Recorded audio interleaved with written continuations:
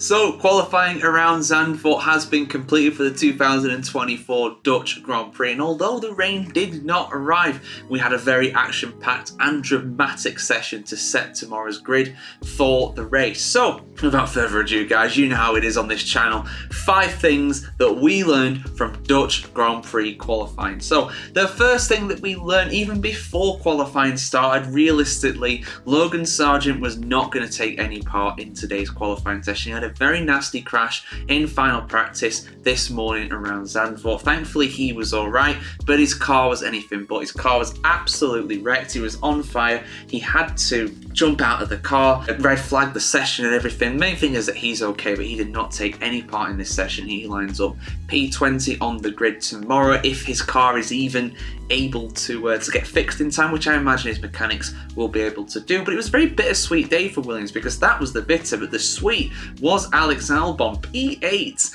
getting a real surprise result, getting all the way up to Q3. Now, I did highlight him in my Friday practice kind of, 5 things that we learned, that, this guy could potentially shake up the order. He got a good points finish here last season, and he looks like he's going to be on track to be able to get another good points finish this weekend as well. He's still got a ways to go, but starting tomorrow is very positive for him. But if it was positive for him, that was negative for other drivers that dropped out of what would usually be the top 10, and the 2 main victims of that were Sir Lewis Hamilton and Carlos Sainz, both out in Q2, both unable to really hook it up. Sainz blaming, I think it was Nico Hülkenberg who was apparently holding him up. Lewis Hamilton though, I don't think he really had an excuse. I think he was just not on it really, unfortunately for him. And the form driver, in a sense, coming into this weekend, he's never won around Zandvoort. Only one driver has won around Zandvoort in the modern era, but yeah, not a good result for him. He's won 2 of the last 3 races, but yeah, not positive at all for Sir Lewis. But you never know, him and Carlos Sainz could really make up places tomorrow with some sort of alternate strategy or something like that. I would not put it beyond either of them. Next up, I want to highlight another driver who made it into Q3 today, who doesn't normally do so. Pierre Gasly in the Alpine. He finished up in P10. He only had 1 run in Q3, but still 10th place in an Alpine is impressive.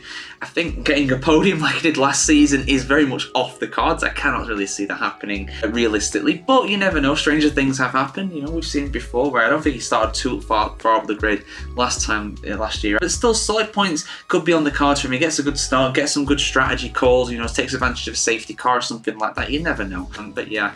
Next up, another positive team. A team doing better than I thought they would do today. Aston Martin, both their cars in the top 10, looking relatively solid, capitalising on the mistakes from other drivers.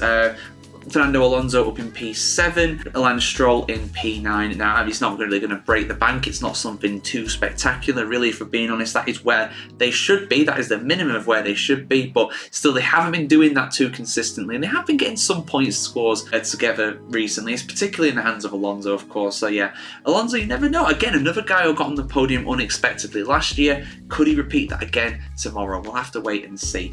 The final thing that we learned, though, is that Max Verstappen's pole streak at Zandvoort is over. He's not only won but all of the last 3 Grand Prix around his home circuit, but he's also started in pole position for all of those too. His pole streak is over. Still a P2. I think he would have taken that today with how fast the McLarens were. That's my kind of 5.2 things that we've learned. It's kind of a sick thing really, but I'll squeeze it in there because we've got plenty of time still to talk. Lando Norris pulling out an incredible lap. They're 3.5 tenths faster than Max Verstappen over 1 lap. In truth, Oscar Piastri probably should have got in 2nd place, but his 2nd lap, I think it was his first sector that really let him down. I think he was a good couple of tenths off his best there. I wasn't quite on it, and unfortunately he lines up in P3. Verstappen by no means is out of this. He starts to be at P2 tomorrow, but the fact that McLarens were looking so quick, I think Verstappen will do well to hold on to that P2. But again, it's very difficult to pass around Zandvoort, and the home crowd will be roaring the Dutch Lion on